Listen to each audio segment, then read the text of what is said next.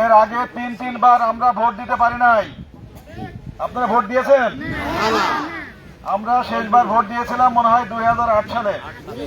তারপরে আর এদেশে ভোট হয়নি। 2018 সালে আমি কিন্তু ধানের শীষের প্রার্থী ছিলাম, কিন্তু আপনাদের মাঝে আসতে পারি নাই, ভোট চাইতে পারি নাই, আমাকে ঘর থেকে বের হইতে দেয় নাই। এমনকি আমার উপর 5বার আক্রমণ করা হয়েছে, 2বার মৃত্যুর খুব কাছাকাছি থেকে আমি ফিরে এসেছি। কিন্তু এবার পরিস্থিতি ভিন্ন। যে স্বৈরাচারী খুনি হাসিনা এই দেশ থেকে গণতন্ত্রকে হরণ করেছিল, হত্যা করেছিল, সেই হাসিনা আমাদের দেশে আর নাই। তাই আমাদের দেশে এখন গণতান্ত্রিক পরিবেশ আছে এবং দেশ গণতান্ত্রিক ভাবে আরো এগিয়ে যাওয়ার জন্য ফেব্রুয়ারি মাসের 12 তারিখে একটা নির্বাচন হবে। আমরা আশা করি একটা সুন্দর সুষ্ঠু নির্বাচন হবে এবং বিগত তিনবার মানুষ ভোট দিতে না পারার কারণে মানুষের যে দুঃখ কষ্ট আছে, ফেব্রুয়ারি মাসের 12 তারিখে সুন্দর সুষ্ঠুভাবে ভোট দিয়ে সেই দুঃখ সেই কষ্ট দূর করবে ইনশাআল্লাহ। আমরা আশা করি সামনের ফেব্রুয়ারি মাসের 12 তারিখে আমরা সবাই মিলে কোন প্রতীকে ভোট দেব?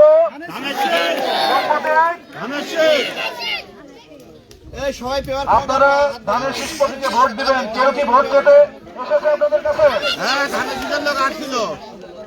ধন্যবাদ। আমরা ধানের শীষে কেন ভোট দেবো জানেন? ধানের শীষে যদি আমরা ভোট দিই তাহলে এই যে আমার মা বোনরা আছেন, আপনাদের সবাইকে একটা করে ফ্যামিলি কার্ড দেওয়া হবে। কেন ফ্যামিলি কার্ড দেওয়া হবে? আমরা জানি আমাদের এই বাংলাদেশের জনসংখ্যার বেশিরভাগ হচ্ছে নারী, এবং আমরা আজকে যে ভোট চাইতে এখানে এসেছি এই ভোটারদের বেশিরভাগ নারী, এবং আমরা জানি আমাদের এই মা বোনদের উন্নয়ন ছাড়া আমাদের সমাজের দেশের উন্নয়ন হবে না। আর আমাদের দেশের ধনী দরিদ্র প্রত্যেকটা পরিবারে আমাদের মা বোনরা শুধুমাত্র অর্থনৈতিক কারণে বৈষম্যের শিকার হয়, ঠিক কিনা? প্রত্যেকটা পরিবারে ধনী দরিদ্র সব পরিবারে আমরা আমাদের মা বোনদের এই অর্থনৈতিক বৈষম্য থেকে মুক্তির জন্য তাদেরকে আমরা এই ফ্যামিলি কার্ড দিব, এবং এই ফ্যামিলি কার্ডে প্রতি মাসে আমার মা বোনরা 2500 টাকা অথবা সমপরিমাণের খাদ্য সামগ্রী পাবে। এখন মা বোনদের কাছে যদি এই টাকাটা আসে তাহলে ওনারা এই টাকা দিয়ে ছেলে মেয়েদের লেখাপড়া করাতে পারবে, সংসারের খুঁটিনাটি খরচ চালাতে পারবে, কেউ হয়তো এটা সঞ্চয় করে কোনো জায়গায় বিনিয়োগ করতে পারবে, কেউ হয়তো হাঁস মুরগি গরু ছাগল কিনে সেটা পোষে সংসারটা চালাতে পারবে, আয় উন্নতি বাড়াতে পারবে, ঠিক কিনা? আমরা তো সবাই জানি যার হাতে পয়সা থাকে মানুষ সবাই তাকে সম্মান করে, তাই না? আপনাদের হাতে যদি এই পয়সাটা আসে তাহলে আপনাদের সম্মান বাড়বে না কমবে? ইনশাআল্লাহ। এই জন্যই আপনাদেরকে ফ্যামিলি কার্ড দেওয়া হবে, এবং আমরা চাই এইভাবে আপনাদের সম্মান বাড়বে, আপনাদের ক্ষমতা বাড়বে এবং আপনাদের উন্নয়ন হবে। এবং আমরা এই জন্য সিদ্ধান্তটা নিয়েছি যে আমাদের মা বোনদের উন্নয়নের মাধ্যমে দেশের জনগণের উন্নয়ন হবে, সমাজের উন্নয়ন হবে, দেশের উন্নয়ন হবে। আমরা যদি একটা উদাহরণ দিই, একটা সাইকেলের 2টা চাকা, তাই না? আমরা যদি সাইকেলটাকে সমাজ হিসেবে ধরি, একটা চাকা পুরুষ একটা চাকা নারী, এখন একটা চাকা বাদ দিয়ে কি সাইকেল যাইতে পারবে? পারবে না। এই জন্য আমরা চাই 2টা চাকা সমভাবে ঘুরবে, সমাজ সামনের দিকে এগিয়ে যাবে, আমাদের দেশ উন্নয়ন হবে, দেশের উন্নতি হবে। এবার বুঝেছেন কেন ধানের শীষে ভোট দিতে হবে? ধানের শীষে ভোট দিবেন তো? সবাই হাত তোলেন। ধন্যবাদ। এবার তো মা বোনদের কথা গেল, এবার আমাদের কৃষক ভাইদের কথা আসি। আমরা জানি আমাদের সমাজের 70 থেকে 80% কৃষক। কৃষি এবং কৃষকের উন্নয়ন ছাড়া আমাদের দেশ উন্নত হবে না, আমাদের সমাজ ভালো হবে না, সমাজ সমৃদ্ধ হবে না। কৃষি এবং কৃষকের উন্নয়ন করেছে কে? শহীদ রাষ্ট্রপতি জিয়াউর রহমান। আপনারা জানেন, যারা মুরব্বী এখানে আছেন, 71 পরবর্তী সময়ে আমাদের দেশকে তলাবিহীন, কি বলতো, তলাবিহীন ঝুড়ি, সারা পৃথিবীতে আমাদের দেশের নাম ছিল তলাবিহীন ঝুড়ি। সেই তলাবিহীন ঝুড়ির অপবাদ থেকে আমাদের কে মুক্তি দিয়েছে? শহীদ রাষ্ট্রপতি জিয়াউর রহমান। শহীদ রাষ্ট্রপতি জিয়াউর রহমান আমাদের দেশ স্বাধীন করেছেন, আমাদের জনগণকে মুক্তি দিয়েছেন এবং আমাদের দেশের অর্থনৈতিক মুক্তি উনি এনেছেন। শহীদ রাষ্ট্রপতি জিয়াউর রহমানের পরে আমাদের দেশমাতা দেশনেত্রী বেগম খালেদা জিয়া আমাদের দেশকে অনেক দূরে এগিয়ে নিয়েছেন।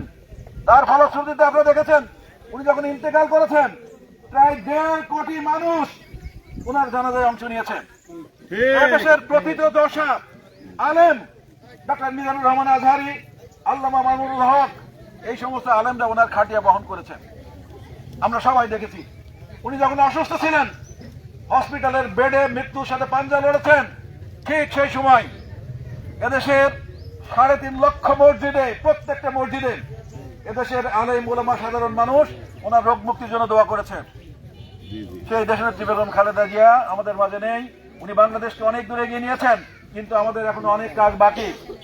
আমাদের এই বাকি কাজ শেষ করার জন্য আমাদেরকে ধানের শীষে ভোট দিতে হবে। এবং আমাদের কৃষক ভাইদের কথা বলি, শহীদ রাষ্ট্রপতি জিয়াউর রহমান কৃষকদের যেভাবে উন্নতি করেছিলেন, উন্নয়ন করেছিলেন, কৃষি এবং কৃষকের দেশের উন্নয়ন হয়েছিল, দেশনেত্রী বেগম খালেদা জিয়া অনেক দূর এগিয়ে নিয়ে গেছে।